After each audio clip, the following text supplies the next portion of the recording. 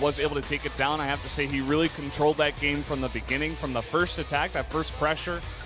Wasn't really an all-in. He just put TY way on the back foot, and we saw TY try to put on some aggression, but it didn't really work.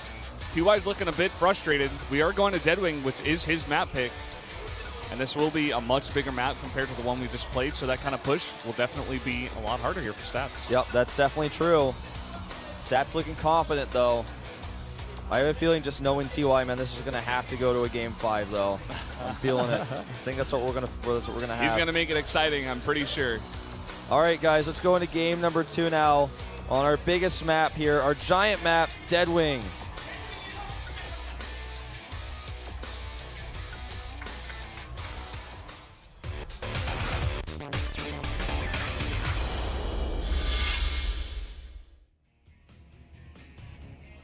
Down here in the bottom right, in the red, the Terran player, he's down 0-1. This is TY. And up to the top left, in blue, cross spawns. Probably not what he wants. It's Stats. What we had in that game was really a very strong build by Stats to attack early, to punish, to be aggressive. You know, going back to what I was saying earlier, when you see a CC first, you've got a few options. You know what your opponent's missing, what he's lacking. You know, sometimes it's a smaller army, sometimes it's the tech, you know, sometimes both, I guess. In this case, really just came across and he knew that the army wasn't that strong, it wasn't that big. He wasn't even able to force the Nexus cannon with his initial move out. He goes over there, hits that third base, forces it to lift, takes a good trade against those SCVs. He just keeps poking at them, killing them, forcing TY to make bunkers, which costs money. Yeah, he gets it back if he salvages, but, you know, temporarily he's losing money, he's losing time. While that third base is going up and he's getting the Storm Tech, which then TY has no answer for in the late game. Yeah. There's one other player that like immediately comes to mind that oftentimes does that kind of, you know, tempo play, and that's Parting. I'm sure you have him on his mind as well. When I was watching Stats do that, I was like, is this Parting in the booth? He seemed to do this against Flash very early on in Pro League, if I remember. Yeah.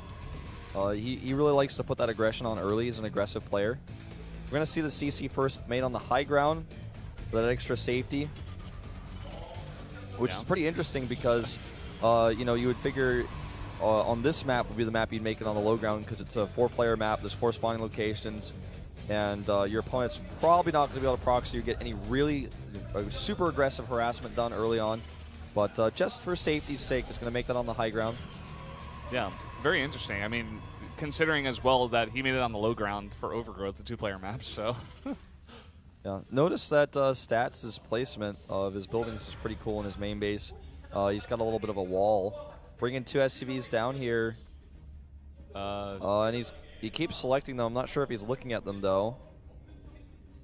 Is he going to try to wall down here or something? What is the plan with this? To be frank with you guys, I don't know. Maybe it's just a double scout, because he really wants to know where his opponent is. Yeah. I guess that's what he's going to do. That was weird.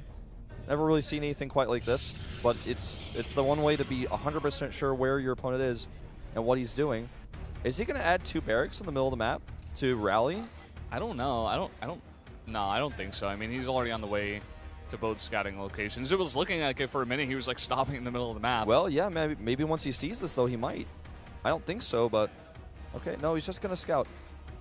Interesting. TY is showing like a lot of fear in this game of Stats. What is he going to do? Is he going to add 2 barracks and just rally? I think that's what he's well, he's going to add a factory. He's got gas up at home. Okay. I don't know what this is going to be for exactly, but we're about to find out. Okay, so he's added a factory. This is really going to throw Stats for a loop. He's not going to expect this kind of build. So there's a few different things the factory could be for.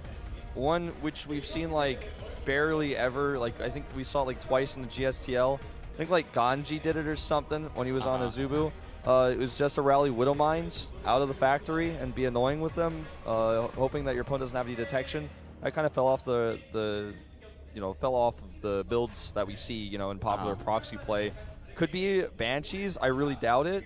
It could most likely be like some sort of drop with Widow Mines and or Hellions. I think that's siege tanks. Could be. I mean, we've seen TY do builds like this on Habitation Station. There's a Starport coming up at home. Starport at home and Tech Lab here. Let's just watch this unfold.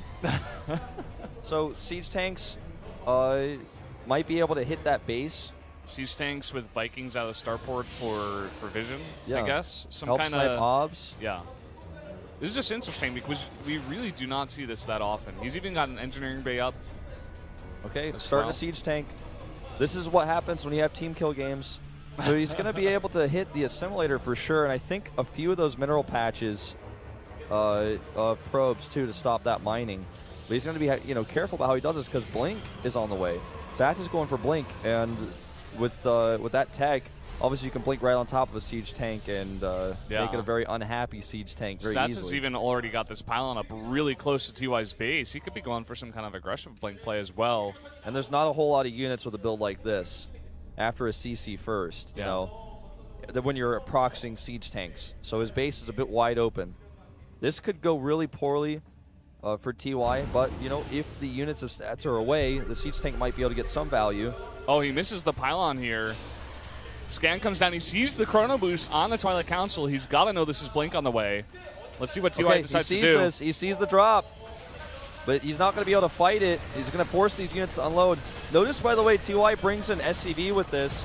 It's going to be able to repair the siege tanks with that SCV and perhaps even make turrets. Just keep that in mind. There's an SCV on that medevac. Stats is not even going home. He's sending these stalkers straight forward. He's saying, you're doing something weird. I'm going to kill you. Yep. There is one Marine in that bunker. He could just blink past it, actually. It's about to finish here. There's a few Marines in the main base. They're coming over now. But he's able to recognize that there's only one Marine in there and just ignore that. Kill a lot of SCVs. Now he's starting to find out what's going on over here, though. There's a scan. Oh, boy. And in just a second, he can start using the medevac for vision. Nexus cannon just barely out of range. Or here. even just the factory, Yeah. Whatever he wants. Stats is saying, I don't really care. I mean, he's sending that War Prism over. May just, drop his stalkers in the main base or something. I mean... Well, he could just do some more Warpins, but this is going to get interesting.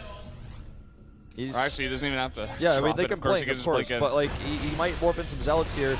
Does snipe one of the siege tanks, which really hurts the push power of this. Oh, yeah, or siege power, I guess I should say. It's not really a push. He's going to go ahead and blink in here. Could do a huge Zealot warp in. This base is pretty much toast. I mean, there's not enough units here. Zealot warp-ins and a Memorial on the way at home. I think this is just game. Yeah, I don't like this position for TY. This is kind of a weird game. A cool build choice, but the build orders didn't really line up very well for him. And I'm really sad about it because I would like to see how well this build would have done against something different. Maybe a little bit more standard play, not some blink aggression. Yeah, sniping out that Marauder now. There's only Marines left here. Can warp in some more Zealots. He's got a ton of tanking power, and with the blink, of course, these stalkers are going to be so efficient. He killed the tech lab, which means no more Marauders, and most importantly, no stim. So this is just going to be the end here. Those siege tanks are not going to win the game for him. He's even got Immortals out. Probably not even necessary, but he's got it. GG. TY trying to do something crazy. Stats just kills him. Yeah. Stats looking good so far. He was just able to assess that something weird was happening, continue to be aggressive. He had no idea what it was, and when he saw that drop, he also had no fear. Notice he targeted it down, and didn't even retarget his stalkers for a minute when the SCVs or the Marines were fighting, but he didn't really have any fear of what TY was doing. He felt like he was pretty comfortable back at home, and it was just a pretty straight cleanup after that. Not enough units at home. The siege tanks didn't really, they did a lot of damage, but they didn't do enough damage to count for how much the stalkers were able to do. Yeah.